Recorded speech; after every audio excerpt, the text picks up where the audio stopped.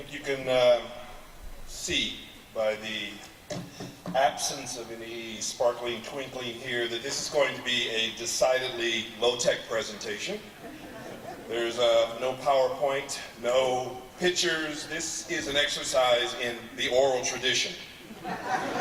There's a long-standing joke among we anthropologists, and actually my favorite anthropologist, Dick Bergner, is right here in the front row, and he can verify this. There's a long-standing joke in anthropology that the older we get, the more we take on the habits and the customs of the people that we study.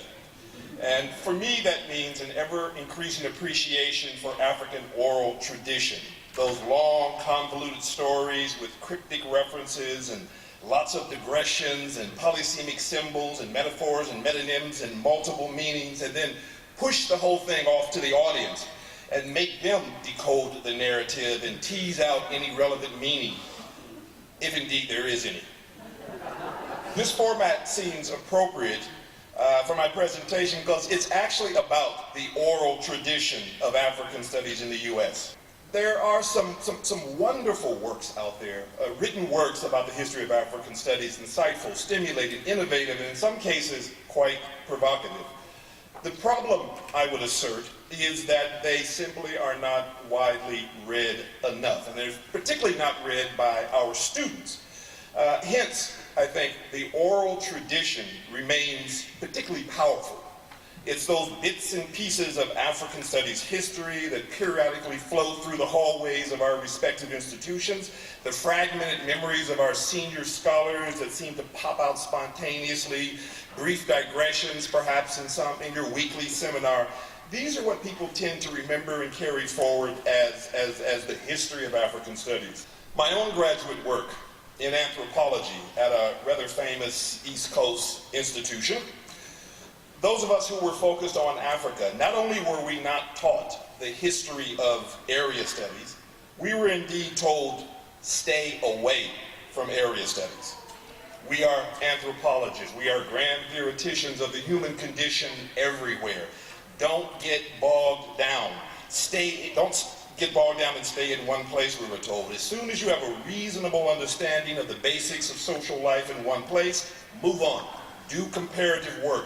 Break new ground. Area studies, you're just stuck defending the same old turf.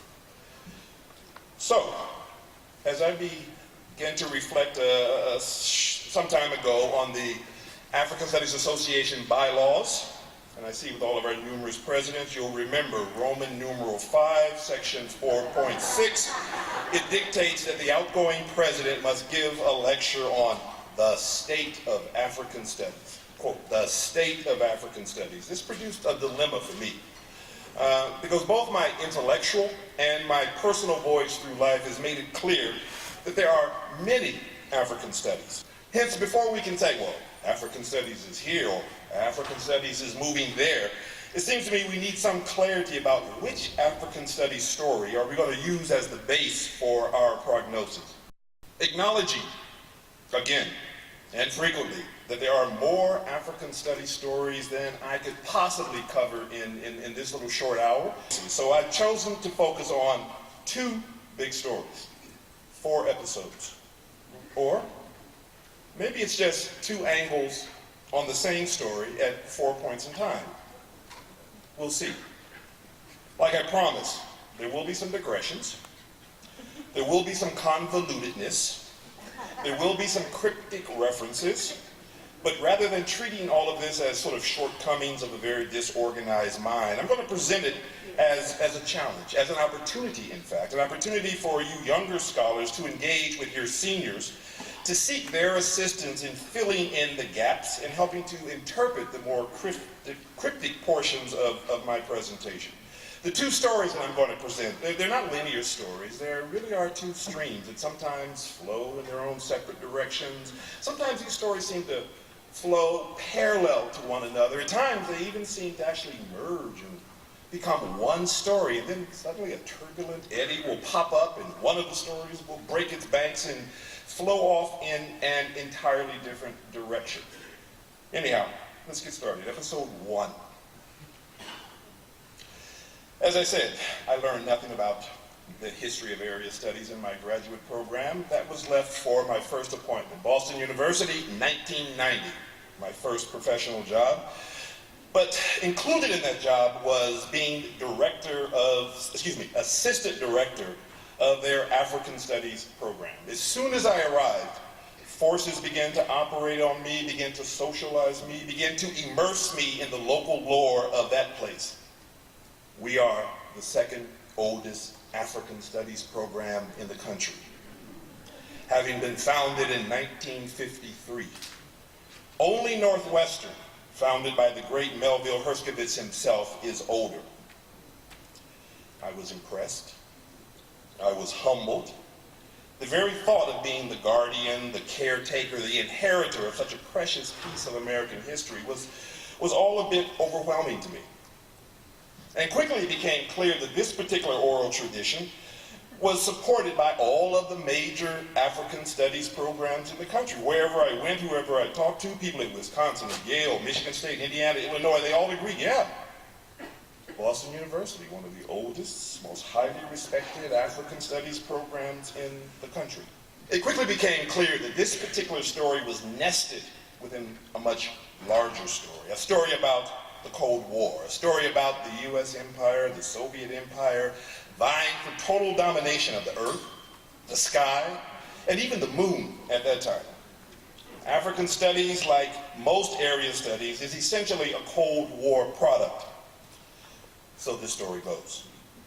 The 1950s, think back if you will, the 1950s, there were a few far-sighted individuals that recognized that the colonies of Europe in Africa, the African colonies, in the 1950s would soon turn into a flood of new independent nations in the 1960s. And that continuing to view them through the lens of a European imperial history would need to be replaced by new knowledge about local customs, habits, political propensities, resource-based trade, economics, social functioning, so on and so forth. A key moment, and I'll ask you to remember this, 1950, May 8, 1950, a key moment. The then Assistant Secretary of State, George C. McGee, gave a very famous speech. George C. McGee, a Texas oil man, a naval intelligence officer, a Rhodes Scholar, he gave a speech in which he talked about the need for America to gear up its relationship with Africa and its knowledge about Africa.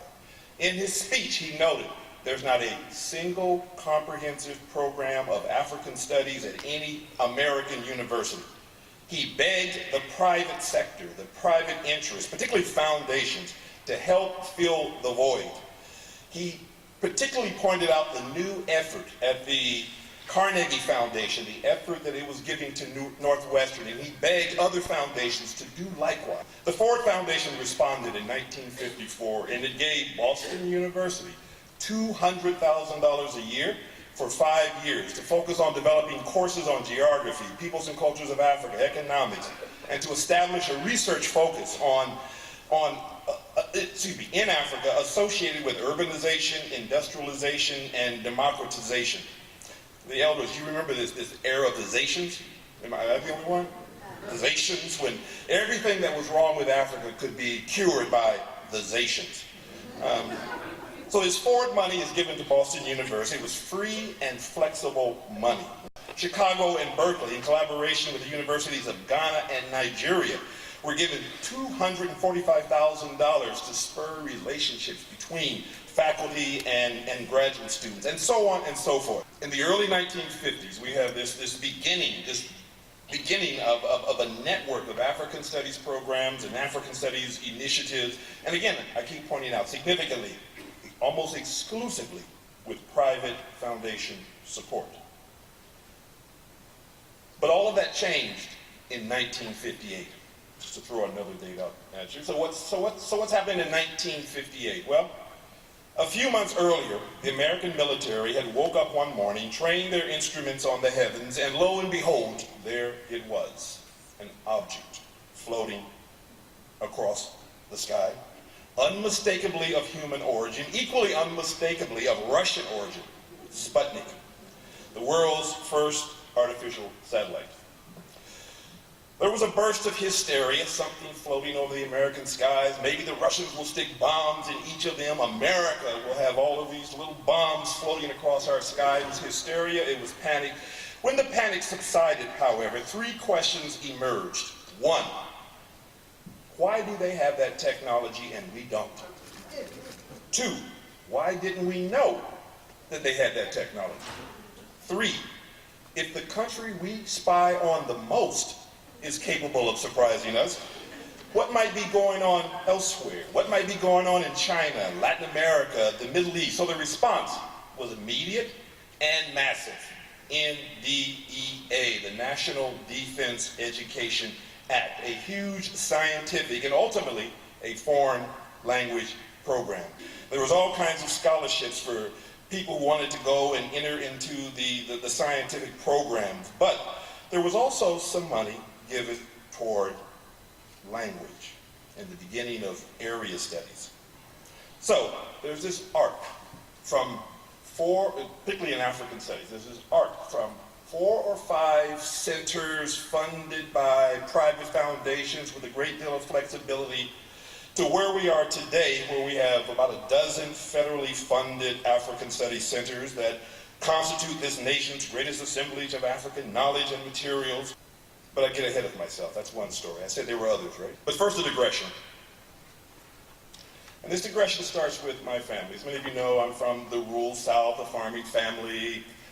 But yet, many of my family members were able to go to colleges. They went to places like Fort Valley State, places like Tuskegee, places like Tougaloo, places like Morehouse. And when I told them about my fancy new job at this old center that was established in 1953, they began to question me on that date. They said, we went to college, and it was before 1953, and we studied Africa. And I said, but you know, you didn't really have programs, African studies programs. They said, but we had actual Africans who were teaching us about Africa. And I said, but, you know, they really weren't programs, a little less confident this time around. It became clear to me that that story was nested within a larger story. And this is a story that says the systematic study of Africa in the United States was started and sustained by African Americans. From the end of the Civil War, African Americans began to travel extensively and write vibrantly about Africa. In some cases, they were actually re-engaging with family members. If we take the case of Liberia, there are many American families who still remember which parts of their family decided to go and which parts of their family decided to stay. My own experience, a little boy in church, I can remember our pastor on Sundays reading the newsletter from our soul missionary in Liberia. And every month we'd hear these stories about what was going on in Liberia. Did the rains come? Are the crops okay? And every year our little missionary from Liberia would bring some Liberians to our little church. And I remember our families would fight to see who would be able to bring them home for Sunday dinner. So there were these connections. But anyhow, after the Civil War, African Americans traveled all over Africa and wrote about their experience. There was a virtual cottage industry of African Americans writing about Africa after the Civil War. Now, clearly this was targeted to a popular rather than a scholarly audience. But I remind you, 1860s, 1870s, we are decades away from the formal beginnings of my discipline. Under France Boas at Columbia University, and then it would be another 50 years before that, before anything called African history would show up in the academy. So clearly, these early writings were not framed by the paradigms and the perspectives or carried out using the methodologies that would be deemed acceptable in the academy today.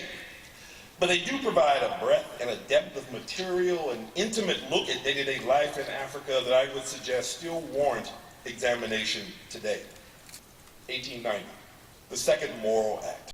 Those of you who are at land-grant institutions know what I'm referring to. Because there was a first Morrill Act passed in 1862, and this was the bit of legislation that formed this giant network of land-grant colleges all across this country, but it was a very segregated act. And so Congress corrected that 30 years later with the Second Morrill Act in 1890, funding, bringing into being a network of historically black colleges and universities, HBCUs. And in addition to offering practical training, that was the main purpose of these institutions, mostly their main purpose, historically black colleges, to offer practical training. But these HBCUs also assumed the role of upliftment. And I invite you to go back in history and look at upliftment as a philosophical term. Most of these universities develop courses in Negro life, or the Negro in world history, which invariably contains substantial Africa content. Second digression. Reflections on the Negro. Today, that's the other N-word, especially among us African Americans. Negro, please. I mean, there can be no harder slam. Negro. But what did it mean 100 years ago? What did it mean when the HBCUs were coming online and developing courses about the Negro? One of the easy ways of turning back the clock is to go back and look at some of the publications of that era. And one that I'm going to point you in the direction of is the journal that was founded by Carter G. Woodson, the Journal of Negro History, the very first edition, which came out in 1916. What are on the pages? Just look at the index. What are on the pages of that very first edition? Let me tell you. There's one story about the Negroes of Cincinnati prior to the Civil War. There's another story on a Negro family that was chased out of Virginia for being too uppity and who relocated and prospered in Detroit. There was another story about early churches among our Negro brethren in Jamaica and Haiti. There was another story about the ancient Negro, titled The Ancient Negro Wisdom of Africa, which was essentially an analysis of Akan folktales and proverbs. There was another story about the Negro Kingdom of Ethiopia. There was another story about Antar, the Negro poet and warrior of ancient Arabia. Negro was a very Pan-African term. Much of early African studies is hidden under Negro stuff. Most HBCUs also founded churches, many of whom took seriously their mission mandate, dispatching black Baptists, black Methodists to the African continent, while also hosting a steady flow of young African students to this side of the Atlantic. HBCUs helped in the establishment of many new African universities and offered hands-on technical expertise in agricultural and mechanical sciences, agriculture, A&M. Just think about how many of the HBCUs are A&Ms. The agricultural and the dynamic interaction between continental Africans and African Americans from the late 19th century onward was immense. During the interim, Du Bois worked for the NAACP journal, The Crisis, as you all remember, and he spent a lot of time organizing the Pan-African conferences of 1919, 1921, 1923, 1927, 1945. These early conferences stand as testimony to the degree to which continental Africans and African Americans at that time saw their global destinies as inextricably linked, in fact, one destiny. And so this second tale says W.B. Du Bois, Carter G. Woodson, Lorenzo Turner, William Leo Hansberry, John Cromwell, Sinclair Drake are the founders of African studies. Not Herskovitz, not Northwestern. Two stories. So on the one hand, we have a story that's more referring to formal programs developed 50, 60 years ago in a Cold War context. They have African studies in their name, though few of them are departments. And on the other hand, we have a popular tradition, given some impetus by the development of HBCUs, courses, faculty, student exchanges with Africa, missionary work, research initiative, and applied development projects. Two stories, two rivers. Episode 2, the early challenges of each of these streams. The first story, remember, was coming on board in the 1950s. This, again, the elders here will remember something called the Red Scare. You remember? McCarthy. There's a communist under every rock. They're coming to get us. We must ferret out the communists everywhere. Senator Joseph McCarthy. His favorite enemies were Hollywood folks. Clearly they're communists. They're immoral. They're godless. They're having way too much fun. They've got to be communists. Unions. Organizing the masses for the common good. Communists. Got to be communists. But his other targets were educators and professors. Not sure why, but I think it was anyone that showed any interest, too much interest in foreign stuff, were suspicious. He was simply suspicious of people interested in foreign things. Hence, when the NDA comes online, the National Defense Education Act in 1958, there's enough of a consensus, enough bipartisan support in Congress to pass the bill. And yet there's still those who are suspicious of these professor types. So what do? They institute a loyalty oath. If you wanted federal funds to study language and culture, you had to pledge your loyalty to the United States.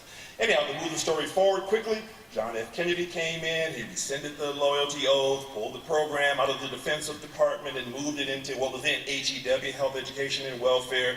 Nixon came in and tried to cut the program, and so it has gone back and forth. But it's not as neat and clear as Republicans come in and cut and Democrats come in and restore. But it is clear that the budget sort of goes up and down in tandem with the shifting political and budgetary trends in Washington. So the problems with this first story is one, the budgetary uncertainty, period. Two, remember the diversity I talked about in those early days, in the 1950s when foundations were supporting African studies. Once African studies became tethered to federal funds, this nice 4-year chunk of money, African studies programs were increasingly sculpted to meet federal requirements, to sculpt and grow your program in tandem with the wishes of a schizophrenic Congress that one year thinks African studies ought to be doing this, and next year they think African studies ought to be doing that. On the other part of that rock and that hard place is, of course, your own deans and provosts that are saying, whatever you do, don't lose the money. What were the early challenges of that second stream? For them, it's simply been an ongoing battle for recognition and respect. Let's go back to the 1950s again, okay? You've got the U.S. government that realizes that it has an urgent need for hundreds and hundreds of new civil servants, diplomats, embassy staff, policy analysts with the highest levels of knowledge about Africa and experience in Africa. We're going to have a veritable flood of African leaders and diplomats and functionaries that are going to descend on the UN in New York and join the diplomatic community in Washington, D.C. Digression number 3. I had an uncle who worked for the State Department back in those days. Probably the lowest level of functionary that exists.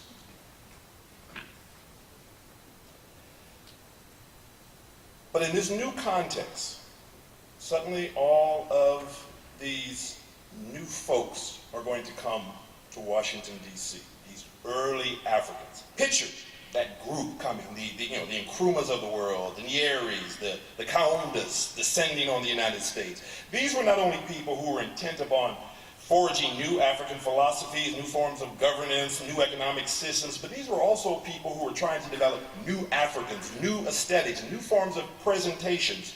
They descended on Washington with the big agbadas, giant colorful birds in a city full of dark suits. They were fearful and intimidating.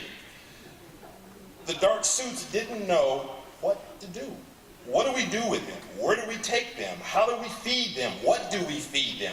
And this is particularly in a town, Washington, D.C., which if you remember in the 1960s was still a very segregated town. So my lowly uncle was suddenly converted into some sort of protocol officer and told, you figure it out. You take them. You meet them at the airport. You figure out what to do with them. So as a kid, I remember visiting Washington, D.C. and going to his house, and it would just be a whirl of giant and colorful cloth, these larger-than-life figures. And there'd be professors there. There'd be professors from Howard and from Morgan State and from Bowie State. Because remember, some of these folks actually studied in the United States, and while they were here, they had to live the segregated black life. Many of them were they were very comfortable in African American settings, and many of them were happy to re-engage with friends. So, for Assistant Secretary of State McGee to say, we have no expertise, there's no programs available, we need to develop a set of African studies programs from scratch in places like Evanston, Bloomington, Champaign-Urbana, Madison, East Lansing. For African Americans, this was an oversight too obvious to be the consequence of simple ignorance. In the racial climate of the late 50s, early 60s, this was a slap in the face. This is evidence that the U.S. government was fearful of placing its diplomatic fate in the hands of its African American citizens, though it didn't mind if African Americans took the lead in the caring and the feeding of Africans. Episode 3, moment of convergence and rupture. Picture, if you will, someone standing at this very podium. Someone not quite like me, though. And they're reading. The African Studies Association is a non-profit organization of scholars and professionals with an interest in the continent of Africa. It was started in New York City in 1957. It is the leading organization of African studies in North America. Its principal focus is on promoting research and scholarly production, where members of all political and disciplinary persuasion can meet to engage in free and open scholarly discourse. Welcome to the 12th annual meeting of the ASA Montreal, 1969. Is that cryptic enough for you young folks? Ask them about it. Ask your elders about it. Now picture someone kind of like me in a sort of a Kanye-esque type mold, rushes on stage, grabs the microphone, and begins to read. The African Studies Association is an undemocratic organization that maintains a two-tier membership structure that facilitates the perpetuation of a predominantly white male board of directors and allows for no significant African American participation in the governance of the organization. 2, the board acts as gatekeepers, exercising undue influence on who gets scholarships, who gets research funding, which topics on Africa receive attention, which curricular initiatives get enacted. 3, the ASA refuses to acknowledge that the rightful subject of African studies is not just the so-called sub-Saharan Africa, or nor even the entirety of the continent. The study of Africa cannot be delinked from the study of African Americans and the African diaspora worldwide. That was 35, 45 years ago. Is any of this really relevant today? Why open up old wounds? Clearly, ASA has moved on. Indeed, if we look at the leadership structure now, we are clearly no longer a bastion of white male power. Indeed, in some of our recent conversations, we've talked about the need perhaps for some affirmative action for white males to address what is clearly a current imbalance. But 30 years ago, a generation of African Americans did indeed grow up with the notion that ASA was theirs. Anything called African studies is theirs. We have African American studies, African American and African studies, black studies, diaspora studies, black world studies, Africana studies, ethnic studies. We can meaningfully study Africa under any of those rubrics. And I bring this up because the legacy still remains. On many of our campuses, there's still something called African studies over here, and there's something else over there called Black studies, Africana studies, so on and so forth. 2009, I had the honor of being hired by Michigan State University. I was asked to direct their African Studies program, and yet on the other side of the campus was something called the African American and African Studies program. In those days, Those graduate students, again, were mostly African Americans. They hardly any of them showed up at African Studies Center public programming or applied for FLAS programs to study African language or participate meaningfully in the organization of our annual Africanist Graduate Conference. I took the liberty of inviting all of the students in the African American and African Studies program to lunch. Free food resulted in some of them showing up, about 14 in fact, and somewhere over the course of lunch I asked them about their research topics, and it turned out that 12 of the 14 were doing topics directly related to Africa. And yet, they had not been conditioned to think of the African Studies Center as their center, their font of resources to be tapped. That was where those people did their stuff about Africa to Africa. There was a complete gap on our college campuses, and I would suspect that some of your own campuses have some of those same dynamics still being played out from that 30-year-ago period.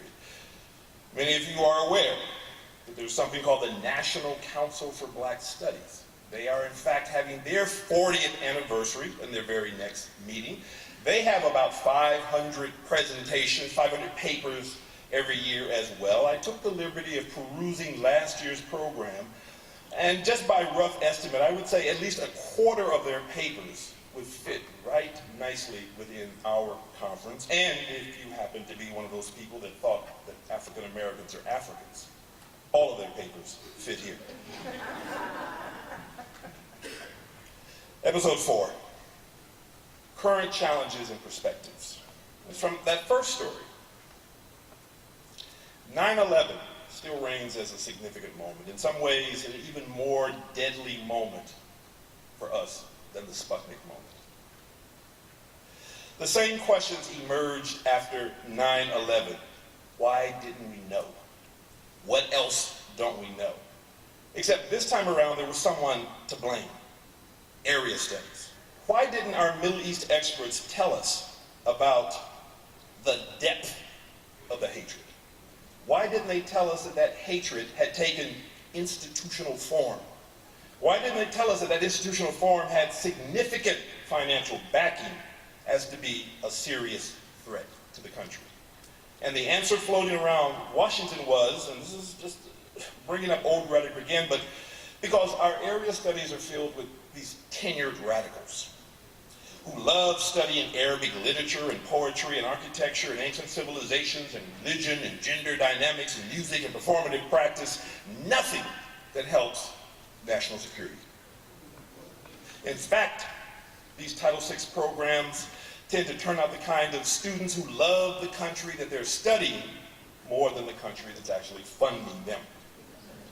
Again, we get this sort of suspicion of the professorate that parallels the McCarthy era. The kid gloves came off after 9/11. All that noble talk about the need for global citizenry evaporated. It was clear. And we were told Title VI not serving our purpose, and that purpose is to be an effective pipeline to intelligence and national security. The call came out, eliminate all African studies programs. Shortly after that, it became time for the reauthorization. This reauthorization took 6 years. It took 6 years of battling in Congress, with lots of people saying completely eliminated.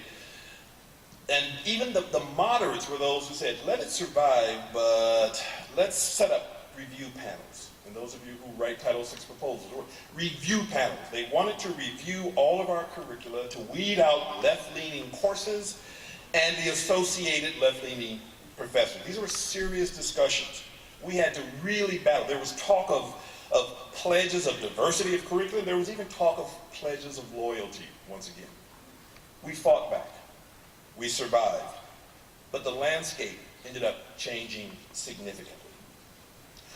An array of parallel programs popped up, all directly under the control of the military. The one that sort of gets me the most is the Defense Language Institute. This was sort of our government's premier institution for training military, civil servants, government officials, whoever. $77 million was their annual budget before 9/11. $77 million, and that's an awful lot of money for one institution teaching foreign language and culture. Today, their budget is $345 million. Okay? 77, $345 million. Title VI, not just one, the entire array, the entire 120 plus centers that represents America's major thrust in international learning. Our entire budget before 9/11 was $126 million. Now it's down to 77. So 120 centers get 77. One center, government control, gets $345 million. I don't know how. All of our Title VI centers together get 1/5 the amount of money of one institution under government military control.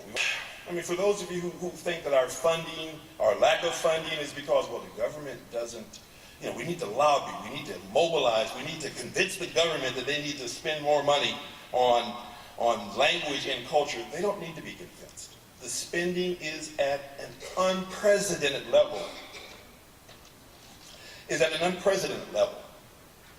But it's all going to the military. The three-legged stool that used to constitute the support for area studies, for African studies, global citizenry, promote global citizenry, business competitiveness, military might, has collapsed. The American citizenry doesn't want to be globalized. They're afraid. They've been conditioned to be afraid of the world and anything that comes from the world. Business competitive, businesses have realized we don't need to support training Americans in language and cultures. We can just simply relocate wherever in the world is cheapest to produce. It's time for reauthorization again. And we have a new Congress. So if we're looking at that first story, we see quite a bit of challenges. It's going to be rough for African studies. There are those who clearly are declaring African studies is going to die. But yet, I've been fortunate enough to hang out, to even formally review all of those programs, and I find provocative new scholarship emerging, stuff on identity, authenticity, agency in the African diaspora. I see more students than ever being attracted to African studies, and interestingly, I see more of what were centers and programs actually being upgraded to full departmental status. And these are not, again, named African Studies departments. They're, again, named African American, African American, Afrikaner, diaspora, and global studies. I see sort of a spark of energy in that particular area. And again, surprised every time I pick up the Chronicle, there's some new ethnic unit at some university that's somehow hiring. So in those areas, in that world, I don't see people bemoaning the marginalization of Africa. Indeed, in that world, it's kind of a silly question. Those who find Africa, marginalized, I mean, if you entered African studies as a Cold War exercise, yeah, you're kind of marginalized right now. But for those who started and sustained African studies, African Americans, how could Africa ever be marginalized? No more possibly being marginalized in America being marginalized in mainstream academy. There are those who go as far as to say, yeah, African studies is simply coming back home to the place where it resided before Africanists took it over. I need to explain, because I know that from many perspectives my little narrative sounds like it's a needless exaggeration, a crude caricature, maybe even a pointless rendition, certainly vastly oversimplified history. But and I do apologize for that. One, they didn't give me much time. Two, and this is more importantly, I have in fact deliberately emphasized rupture in order to make it absolutely clear where I think bridges need to be built. And I think that the portrayal that I've given you now is not totally inconsistent with the experiences that I think many of us have on our campus where Africa is sort of fragmented. By way of epilogue, and I'm cutting out an awful lot of stuff, let me just give you 3 quick rants. One is on this issue of crisis. The greatest impediments to us moving forward in African studies is because we spend so much of our energy trying to save African studies. particularly those of us in leadership, we don't really have time to focus on breakthroughs in theory and method. We don't have time to focus as much as we should on curriculum. What would the state-of-the-art African studies curriculum look like? We don't know. We're too busy. We have to rush off and mobilize and save African studies. My suggestion is relax, produce good work, and we will survive. Secondly, and I think this is important, I think there's a lot of room for the African Studies Association to expand. And here, let me get back to Bowman's research. He took a lot of criticism, but the sheer scale, I think, is very important and very informative. Bowman sent out survey forms to every faculty member on every campus in the United States that was affiliated with anything called African Studies. He found that only 57% of them were members of the African Studies Association. And this wasn't a guess. We actually gave him access to the African Studies Association list. And here are people who in their own campus brochures will say, yes, I'm an African Studies professor. 57%. The highest level of affiliation was by continental Africans. 77% of them were members of the African Studies Association. The lowest, African Americans. Barely 1/3 of African American professors who say, I'm an African Studies faculty, are part of the African Studies Association. Again, my major argument is about building bridges and possibility. And then my last little rant is about how the ASA should continue or needs to act as the social glue or the social engineer to bring together these multiple strands of the African Studies enterprise, including a lot that I didn't have time to touch on here today. The African Studies Association has gotten its house in order. We are well poised to serve the role of that big umbrella that brings all of these various pieces together. In fact, we're already a wonderfully interdisciplinary association. We are the big umbrella. I mean, we're a learned society in our own right, but we are an umbrella organization for 22 cognate organizations. And we have another 22 affiliated organizations with the African Studies. So we are already the nodal point for 44 different ways of thinking about Africa, 44 different ways of acting on Africa, geographical, disciplinary, thematic. Clearly, if we can welcome all of those different methods, lenses under our umbrellas, certainly we can find room for those who see Africa perhaps as see Africa through the lens of the experiences of those who descended from Africa. In some ways, this meeting is symbolic of that. You note that it's hosted by a traditional African Studies powerhouse, Indiana Bloomington, but it's also hosted by a traditional Africana Studies program. We continue to play that role. And then the other thing that was symbolic, I think, was the presentation that took place before I came here, the live link we just had with our colleagues in Dakar. This also is the future of African Studies. For decades, we've been talking about, when are we going to Africa? When are we taking ASA to Africa? The questions nowadays should be, why aren't we in continual contact with Africa? Technology can easily mediate the distance between us and Africa. So anyhow, to cut things short, the future of the African Studies Association should be increasingly more international as well as intranational, and it should be more interdisciplinary as well as more, I think, intermodal. To me, the future of African Studies looks bright. Thanks very much.